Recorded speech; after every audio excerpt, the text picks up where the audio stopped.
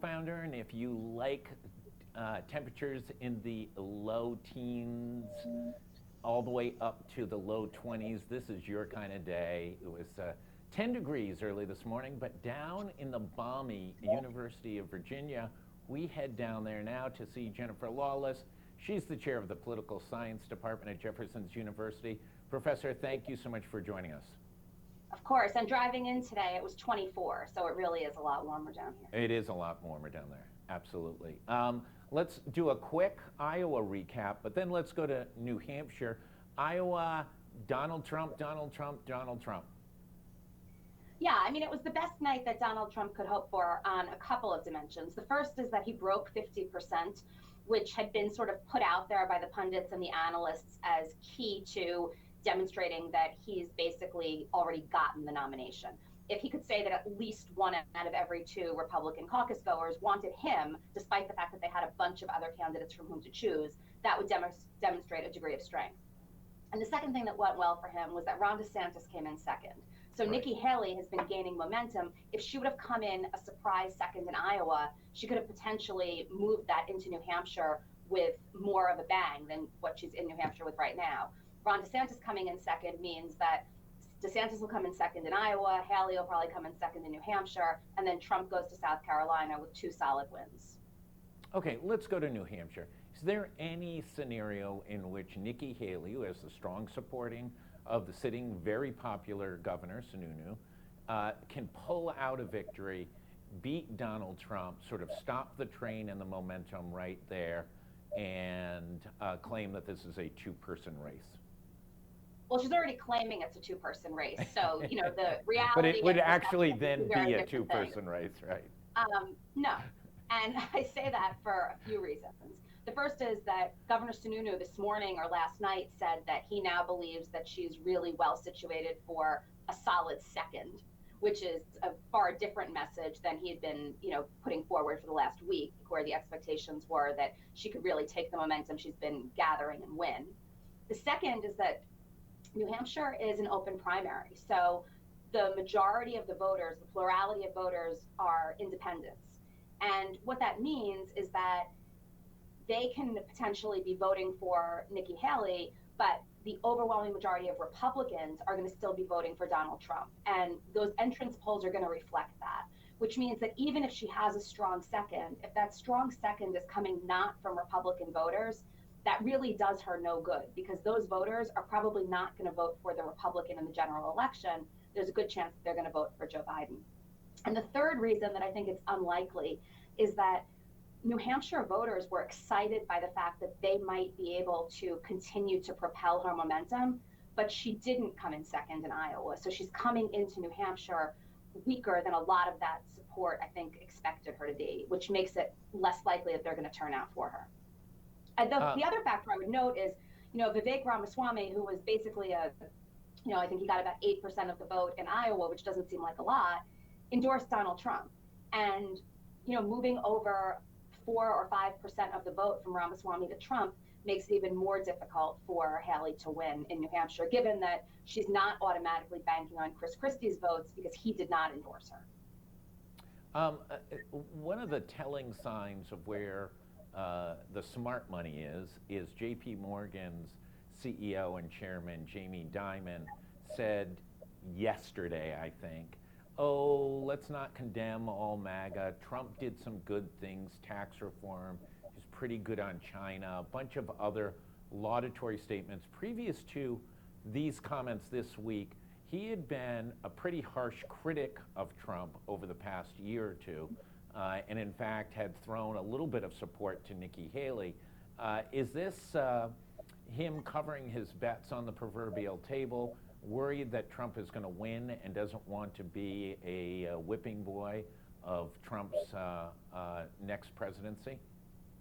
Yeah, and we can put him in the really broad, courageous category of people like Ted Cruz and Marco Rubio and all of these people who had said all along, oh my gosh, he's unfit, I would never support him, people who condemned the insurrection, people who said on January 6th that this was completely unacceptable, who have all come home. And they're coming home before he's the nominee because Donald Trump holds a grudge. And so if they can demonstrate that they were supporting him before it was inevitable, even though they're supporting him because it's inevitable, they think that they're going to be better positioned should he win. And so it's, I think, a complete exercise in cowardice. Joe Biden, where is he? We have not seen much of him. We haven't heard much of him in recent days. The stalemate in congressional negotiations seem to be continuing. Talk a little bit about where Joe Biden is right now, and does he have a path from a standpoint of getting some legislative efforts moved forward? I'm not going to call them wild successes, but at least move forward. Well, I think that it's likely that that Congress has struck a deal to avert a government shutdown. I know that we seem to be averting government shutdown every 2 to 3 weeks, so that's not a huge success, but at least the government stays open. So I guess it depends how you count these things.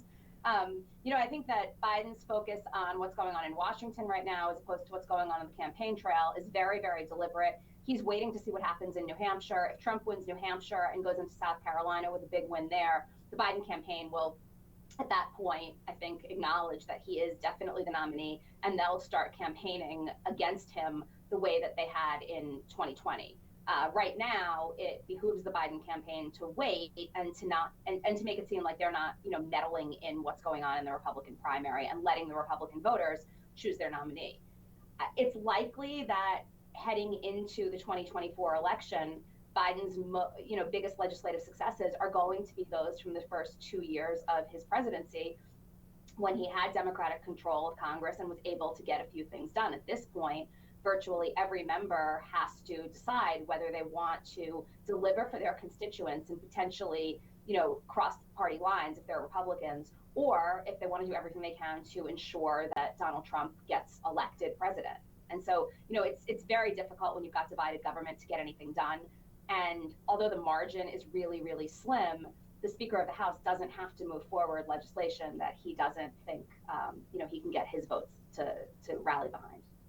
So let's just ding them off. More aid for Israel, yes or no? Yes. More aid for the Ukraine, yes or no? Ultimately, I would guess yes, but it's going to be a really hard fight. Immigration reform. This I don't understand. I don't understand what the Republicans are doing. The Democrats are basically offering a deal that's better than any deal they will ever get. And I don't get it. I mean, if this is not what goes up to, in the dictionary next to like look a gift horse in the mouth, then nothing ever will.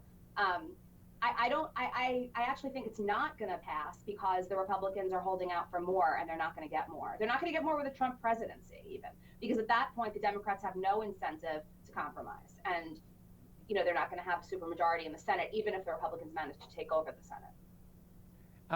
There's a lot coming out right now about who's really immigrating, and that it is not, overwhelmingly Mexicans or Central Americans, but it is now become the pathway for Chinese, for Russians, for other countries that we believe to be terrorists. I kind of feel like a scene from Blazing Saddles, in which like people lined up at the border have like swastikas on their arms and things like that. Have we just absolutely blown this thing? And is this the issue that is going to undo Joe Biden?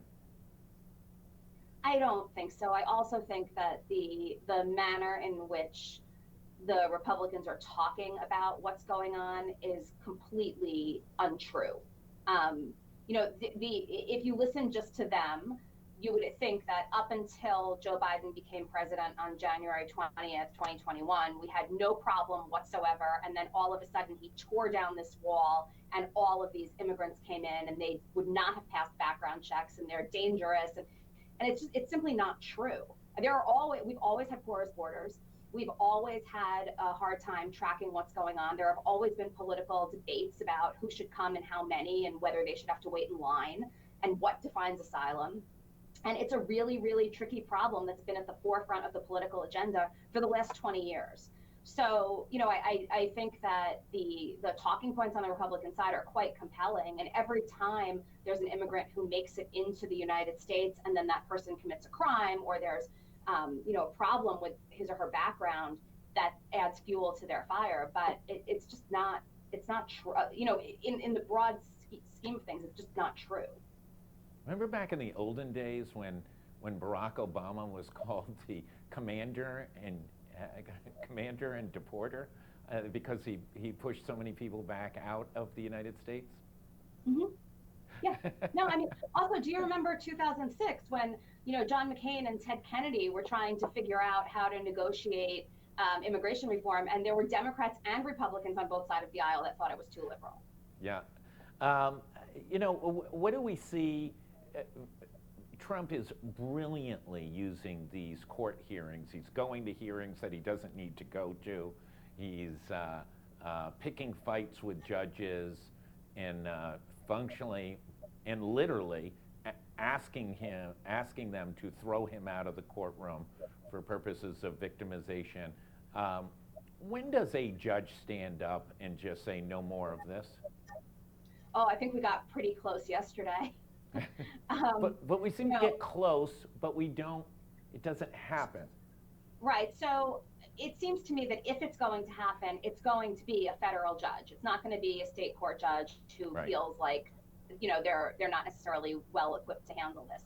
I think that what all the federal judges have to keep in mind, and what we're seeing them doing, is they have to preserve the record, assuming that everything's going to be appealed, and they want to make sure, they probably want to extend additional courtesy to Donald Trump to make sure that there's nothing that can be perceived as bias on the record. So the warnings that he's getting are probably more than a typical defendant would get. That said, when he says, "I would love it if you throw me out of the courtroom," no federal judge is taking that as a dare. A federal judge is going to do it the next time he speaks up. And frankly, the manner in which his lawyer yesterday also demonstrated a complete inability to, introduce evidence and, work a courtroom highlights that it's probably going to be sooner rather than later.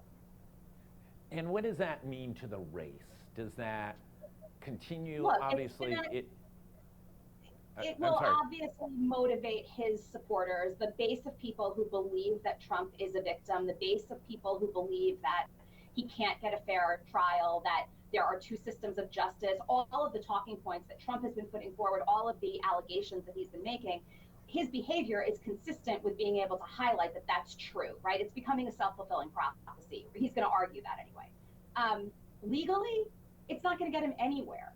So it might help on the campaign trail, but at the end of the day, it's certainly not going to do anything to keep him from receiving multiple guilty verdicts. And are those guilty verdicts going to fall before November? We're now 10 months away. There are a plethora of different machinations, different trials and different stages. Do any of these come to a conclusion? Forgetting the appeals that are likely, but do any of these things get a gavel down and a finding? He hopes not, and his team hopes not. I don't know. A month ago, I would have said yes. 2 months ago, I would have said more than one. But the way he's dragging everything out and the way that, the judicial system is pretty slow to begin with, I'm not sure. Now, I think it's possible that, one of the decisions will come down, but I don't think it matters. If you look at the entrance polls from Iowa, and if you look at the national polls, more than 2/3 of his supporters believe that Joe Biden is not elected president was not elected president in a fair way, right? So they already think the system was rigged against Trump. About 80% believe that being convicted of a felony is not disqualifying. And among those who believe that are his most enthusiastic supporters. So it seems to me that if he's the nominee, it doesn't even matter. So as long as these cases wind up getting appealed, it's kind of irrelevant, which is, kind of stunning in my view. Now, that said, he will, if he loses the presidential election, everything's going to start hitting like dominoes, because most of the stalling tactics are because he's making these allegations about election interference and how this is going to compromise his ability to campaign, and it's not fair, and he has all of these different hearings going on and all of these different campaign events, and how is he supposed to be able to do any of those things? Once the election is over, his entire argument for delay goes away. Last question for you. What should we be looking for over these,